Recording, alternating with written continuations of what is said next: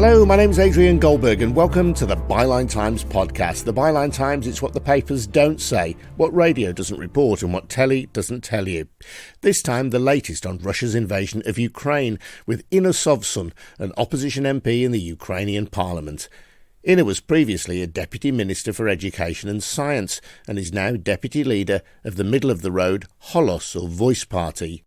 She's spoken to us before on the podcast, so before getting down to the war and the politics, I asked where she is now. Right now, as we are recording this, I'm at my home in Kiev. I have not always been living here for the duration of this full-scale invasion, because for the first month, I think, I was staying with some friends who live in the south of the city, because my home is on the north, and with the Russians coming from the north, it didn't feel like the best place to be staying in. And so I was staying with some friends. And then I have a son. He got relocated by his dad, my ex-husband, to the Western Ukraine in the very first hours of the war. So the first month I was not able to see him, but then I started going back and forth to the Western Ukraine to actually see my son.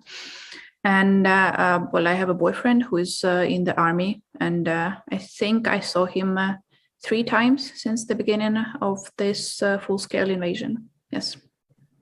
And how is daily life in Kiev now? Well, I would say that right now it feels like it's getting back to normal to an extent possible, because truth be told, an hour before we started this recording, some news came saying that Kremlin is now thinking about a new attack on Kiev, which is, of course, extremely disturbing, because if you go to the streets right now, you would feel that it's almost like before.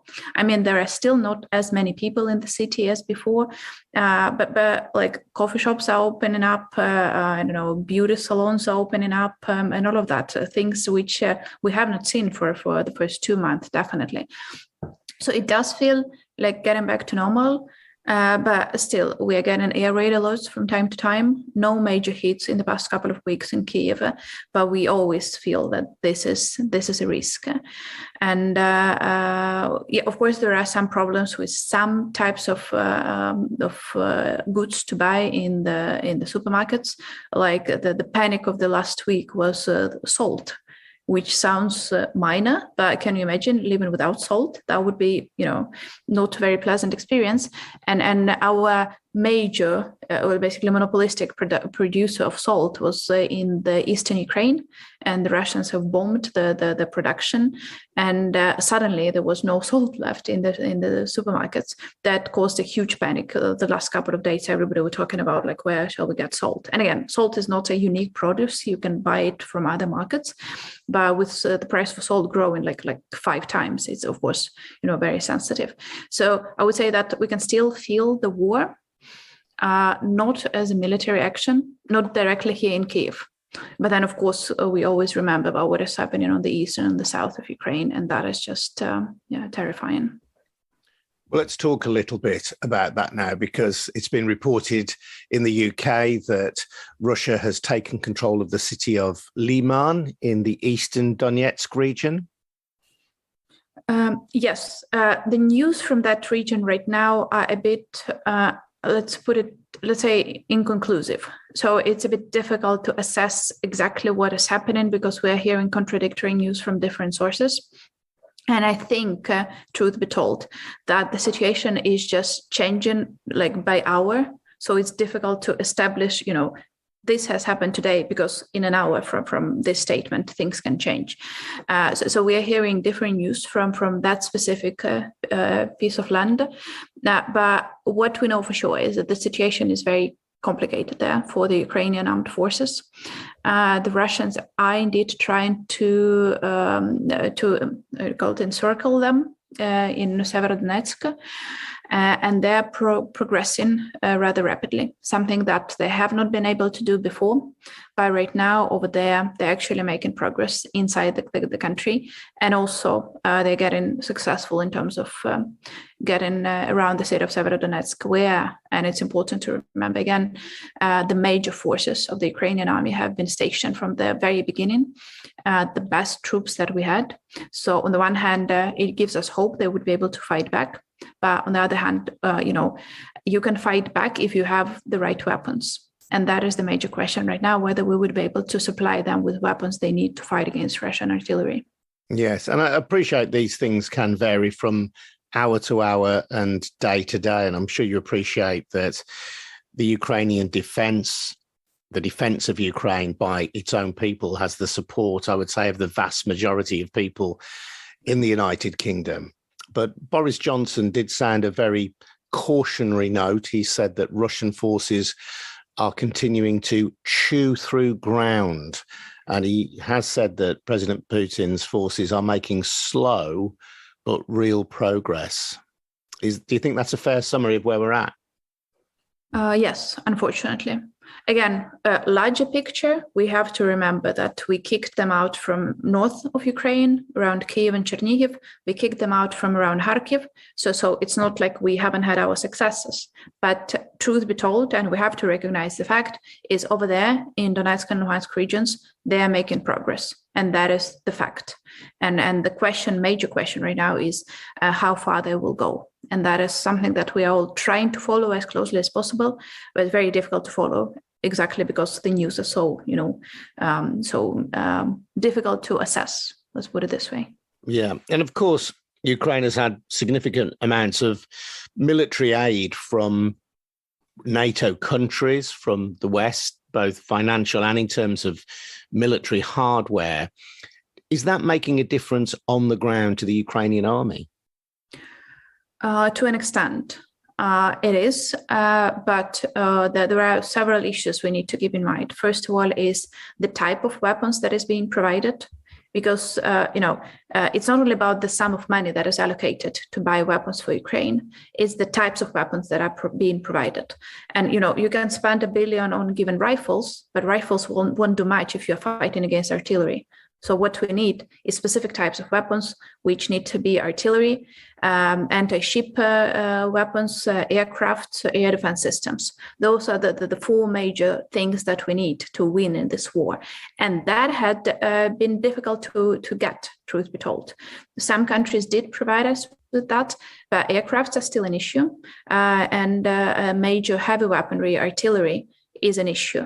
There is this concern that Ukraine will use NATO-provided artillery to attack Russia, which is ridiculous. We are in a defensive war. All we are doing is defending ourselves. And we can't do that. We can't fight with rifle against artillery. That's pretty obvious to anyone. You don't have to be a military specialist to understand that. But indeed, there had been discussions, and we did see some statements by some Western politicians, particularly from Germany, for instance, that providing heavy weaponry to Ukraine can provoke Putin. That's an unfortunate argument. Like, provoke him to do what? To attack another country? To kill civilians? What are we scared of as of yet? But unfortunately, we're still getting those messages, particularly from Germany, which is unfortunate. So overall, the issue number one is the type of weapons that is being provided. Issue number two is the pace. We need it as soon as possible. And that, of course, is also an issue because it took quite some time for the Western allies to understand that they will actually be providing support to Ukraine. If we got those decisions like the first month of the war, we would have been in a very different situation. But right now, the issue is with the pace. And of course, the third minor but still important issue is the logistics. Because in order to supply these weapons, particularly now, to the troops that are very close, in a very close contact with the Russians right now, that is a challenge itself. So I would say that those three issues need to be kept in mind. Yeah, and you mentioned Germany's kind of caution over appearing to provoke Russia. Do you think that's also a factor for the United States and for the United Kingdom? Is that why Ukraine hasn't got quite enough of the right kind of hardware to tackle Russia? No, I would say the German situation is rather specific. I would say the UK has been a very big friend to Ukraine in terms of particularly rallying political support all over the world for Ukraine. Of course, if you compare the numbers, of course, the United States have allocated more money. But in terms of rallying support, Boris Johnson has actually done a great job, and we are truly supportive of and grateful for what he did, because he was speaking very openly, and his whole government was speaking very openly that Ukraine is under attack, which was unjustified, and the world needs to be providing support to Ukraine. And I want to compliment here Liz Truss. Truly a fan. I think that she's doing a great job in terms of speaking openly about issues which others might, keep in their mind but be afraid to speak up. We truly appreciate the UK providing the support that can be that is very much needed. And then the US, of course, did allocate quite significant sums of money with the Lend-Lease deal and other types of support. So no, I would say that we cannot compare the situation of Germany and the US and the UK. Germany has its specifics for very different reasons. I've actually been to Berlin about a month ago, and I think there are several issues at play with Germany. Is number one, very close connections between many German politicians and Russia. Some of those are of corrupt nature, some of those are of just historical, personal nature, but there have been historical contacts between the two countries. Second issue is the German society, to a big extent, feels, and that's something that has been told to me by experts inside Germany, is there is this feeling of guilt towards Russians because of the World War II, and that is part of the unspoken argument that is being used. I think that guilt is largely misplaced, because if you look at the numbers, in World War II, Germans actually killed more Ukrainians than Russians. And that is, getting back into those historical narratives turns out to be important in the case of Germany. So there are many reasons for that. But I wouldn't compare the three countries in that sense. Billionaire financier George Soros sounded a cautionary note at Davos, the meeting of world leaders and business leaders, when he said that he feared the invasion of Ukraine could be the start of World War III. Do you think he has a point? I think, yes. And I think that is something that we have actually been telling the world from the beginning. If you remember, I remember that very clearly, the first month of the war, I was doing lots of interviews, and journalists were asking me, if we intervene, if we start helping you, that will be the beginning of the World War III. And I was saying, no, we already have the beginning of the World War III unless help is provided to Ukraine. So actually providing help to Ukraine right now is not the way to start the World War III, but to stop it at the very beginning. And I think that is it's important that Soros said that, because the world needs to face the realities. And I think for a very long time, the world has been in denial of what is happening and pretending that Putin is a reliable partner, that people can, politicians can maybe shaking hands with him and so on and so forth, even after he annexed Crimea and started the war in Donbass 8 years ago. I think being in denial just doesn't work. And I think the world needs to recognize it and recognize the level of threat. Because by recognizing the level of threat, and only after doing that, you can actually rally the support that is needed to stop this threat from happening. Yeah, I mean, in retrospect, the annexation of Crimea, the occupation of Donbass 8 years ago, as you say, are clear signs that the West chose to ignore, really, for whatever reasons. This was the beginning of the invasion of Ukraine that is now gathered pace and is taking place on a grander scale. Yeah, exactly. And I've been thinking a lot about that, is that if sanctions against Putin, his family, his cronies, the whole Russian economy were introduced in 2014, we wouldn't have had those thousands of deaths of Ukrainians and destruction of the country. And of course, we cannot think retrospectively, that doesn't matter, right? But that is a lesson that the world needs to learn, is, you need to be faithful with yourself and telling the truth. What happened in 2014 was illegal annexation of part of the country, which was committed by individual representing a whole state, and that needed to be there needed to be a proper reaction to that. But unfortunately, the reaction didn't follow. And there is this old statement saying that I'm trying to guess the English translation: the evil unpunished continues to grow. And I think that is what happened, like not punishing Putin for Crimea, for what he has done to Georgia, for Transnistria. And that was not even Putin, that was, years before that. That for him, it only meant that he can go further. You allow him to take a bite, he will come back for more. Henry Kissinger, the former US Secretary of State, suggesting that Ukraine will have to accept that it must cede land in order to secure peace with Russia. What do you make of that? Well, I wish he said which part of land the US would cede if any single country would start bombing it. But overall, I think there are several layers to that. And actually, well, of course, I think that is a shameful statement. Of course, the argument that ceding a piece of land would lead to peace is just, it's just wrong from the professional standpoint. Him as a researcher cannot be saying that, not even as a politician, but just a mere fact. Not a single case can be given where a part of land was given to, taken by another country, and that led to peace, a long-lasting peace. But apparently there is also somewhat a moral argument against that being made. Something I learned actually after I tweeted about this on my Twitter account, because some of the commentators said that, that can easily be explained by the fact that Kissinger became the member of the Russian Academy of Science in 2016, 2 years after annexation of Crimea, which he, as a former Secretary of State of the US, of course, knew was illegal, simply illegal. But it was acceptable for him 2 years after that to go to Russia and to become part of the institutions representing Russian state, which I think is wrong. Again, so he did not just argue in favor of stronger sanctions. He actually basically said it's okay to deal with Russia. It's okay to be part of their internal institutions like the Russian Academy of Science. So apparently he has had warm feelings towards Russia overall. And that partially explains his argument made in the Davos Forum.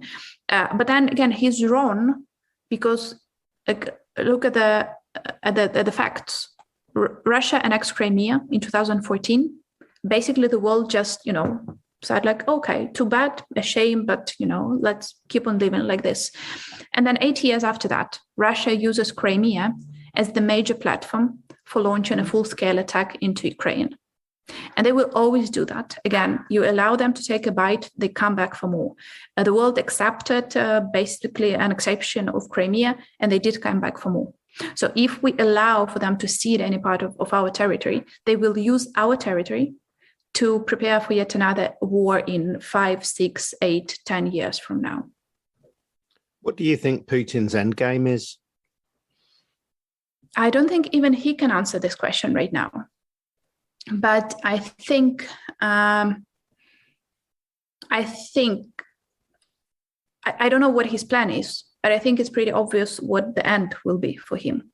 I don't think he would be able to survive this war for multiple reasons. Well, starting from reports of him being extremely sick, which I believe are true, but also because there is no way for him to win this war, and there is no way for him to make country stronger because of this war. And I think at the end, this will lead to some sort of collapse of regime in Russia. I'm not saying like collapse of Russia, that can be one of the options, but I cannot be, absolutely sure of that. But that is one of the options that I'm sure he probably realizes in his delusional mind right now. But I think it's pretty obvious that such a war, such an unjustified war, just cannot lead to, the country getting stronger. But if we try to reconstruct his thinking to an extent that is possible, I think that he will not stop. He's incapable of stopping. He will go as much as he will be allowed to go into Ukraine's territory. And the major question right now is if he will be stopped. And it can be done by two actors. First of all, is the Ukrainian army provided with the weapons from the West, but then also internally, because I think there is a growing dissatisfaction with the war inside Putin's circles. And that can be, that can have a potential of changing the situation. So I think that's important to continue providing weapons to the Ukrainian army. And the more Ukrainian army fights back, the more dissatisfaction there is among Russian elites, and the more they can try to change the status quo internally. Now, it was reported on the BBC today that Putin had promised that young men who were conscripted into the Russian army had been conscripted with the promise that they would not be fighting in Ukraine. And of course, but I don't think that's not true, Of course, that's not true. And he actually has already had this public discussion, because the first couple of weeks of war, when families back in Russia started to learn that their sons who were conscripted have been killed, they started complaining about that. And then Putin went to the media and he made a statement like, I didn't know that people who have been conscripted into the army were sent. That was the fault of the generals. I'll deal with that. So he already had this internal discussion. Of course, they will still have to use the conscripted soldiers because they don't have enough of those who will sign up voluntarily. So I think that is one of the sources of dissatisfaction inside Russian society. But important to understand is that what the society in general thinks doesn't really matter. What matters is what the Russian elite thinks, because unlike Ukraine, unlike the UK, unlike other democratic states, for Russia, it doesn't really matter, unfortunately. But what matters is what the Russian elites are thinking. Inna, it's been great to chat with you and get your insight into what's going on with Ukraine. I just want to finish by reminding you that there is so much solidarity and so much love flowing in the direction of Ukraine from the West at the moment. And the opinion that we have in the UK of Ukrainians, a country that many of us were not really that aware of before, has absolutely gone through the roof in recent months. So we admire you, we salute you, and we really do wish you all the best. Thank you. Thank you so much. Not the way how we wanted to become more acquainted, trust me, but we feel the solidarity, we appreciate it, and we hope that with this solidarity, we shall be able to prevail against this aggressor for the whole world. Thank you so much. Inna Sovsun, and my name's Adrian Goldberg. You've been listening to the Byline Times podcast. If you want to support our work and back free and fearless journalism, then please think about taking out a subscription to the Byline Times. It's our brilliant monthly newspaper. You get all the details on how to subscribe at bylinetimes.com. A subscription helps to support this podcast, Byline Radio, and Byline TV as well. So do check it out. bylinetimes.com is where you'll find details of how to subscribe. Thanks for listening. See you next time.